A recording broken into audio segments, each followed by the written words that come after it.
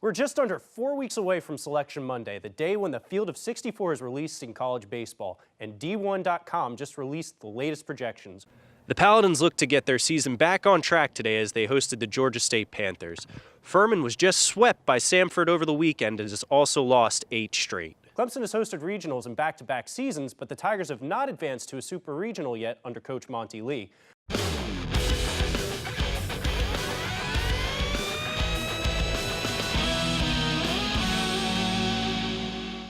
Falcons quarterback Matt Ryan is now the highest paid player in the NFL, putting him ahead of San Francisco's Jimmy Garoppolo. Ryan and the Falcons agreed to a 5-year, $150 million contract with $100 million guaranteed. Ryan will make an average of $20 million a year.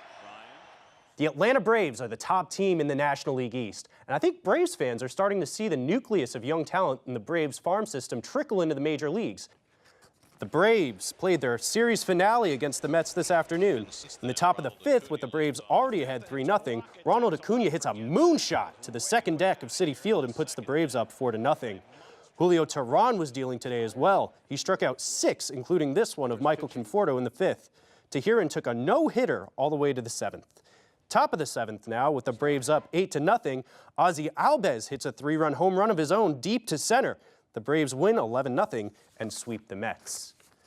The Clemson baseball team will be back on the diamond Saturday night when Florida State comes to town. Clemson is ranked inside the top 10 and Florida State is a top 20 team. Clemson is riding an 8-game win streak going into this huge ACC series. Clemson is projected to be a national seed in the upcoming tournament, but head coach Monty Lee says the focus is on Florida State and trying to win this weekend. We don't worry too much about that stuff. I think when you start focusing on the RPI, you start focusing on those types of things, hosting implications, national seed implications, you're focusing on the wrong things. I think everybody is aware of it, but our focus is not going to be any different than what it is, what it's been the last, really all season. The Tigers host the Noles Saturday, Sunday, and Monday this weekend. The Gamecocks will host one of the nation's best teams this weekend in an SEC showdown. Ole Miss is currently the 4th-ranked team in the country, but the Gamecocks have won 5 of their last 6 SEC games.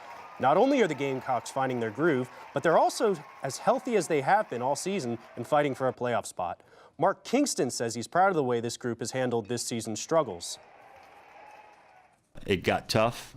People were counting us out, but we did keep fighting, and now we're back in a good situation. Still have a long way to go, but it's rewarding when the guys do buy into, stick together, have each other's back, keep fighting, don't give into it. When that's your message and it's received, and then you see positive results out of it, I think that's a reminder to guys like me why we got into coaching in the first place. South Carolina and Ole Miss play their first of 3 tomorrow night in Columbia at 7. Matt Ryan wasn't the only one getting a new contract in the state of Georgia today. University of Georgia head coach Kirby Smart agreed to a new contract worth nearly double his first contract. The Dogs and Smart agreed to a 7-year extension worth $49 million after guiding the Dogs to a national championship appearance.